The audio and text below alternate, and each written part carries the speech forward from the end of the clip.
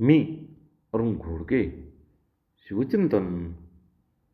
रायगडावरती पाण्याचे खूप तलाव बांधले. त्या संदर्भात इसवी सन 1673मध्ये टॉमस निकोल्सनने लिहून ठेवले आहे की पाण्याकरता मोठे तलाव असून ते पावसाळ्यात भरल्यानंतर पाणी पुरून उरेल इतके होते. त्या काळी रायगडावरती 300 घरट्यांचे एक प्रकारचे मोठे शहरच वसले होते.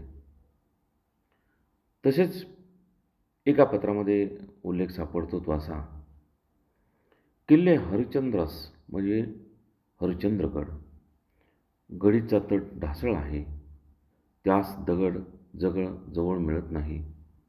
याचकरता पाण्याचे टाके आहे, तोच फोडून दगड काढून तटास लावावे, म्हणजे तट मुस्तैद होईल आणि टाकेही मुस्तैद होईल.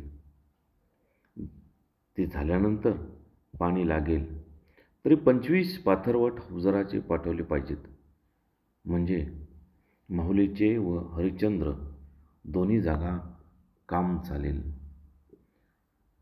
दुर्ग बांधताना शिवाजी महाराज अतिशय बारकाईने लक्ष देत असत. सिंधुदुर्ग किल्ला बांधत असताना हिरोजी इंदुलकरांनी पाठवलेल्या पत्रात शिवाजी महाराज लिहितात की गोडे पाणी हाताशी भोवत, पाण्याच्या ठावापाशी टाक्या बांधून त्यात वाळू साठवणे, गोड्या पाण्यामध्ये 4-2दा भिजू देणे, खारट पण धुतले जाईल, ती धुतलेली वापरणे, बहुत काय बोलणे, राम कृष्ण हरी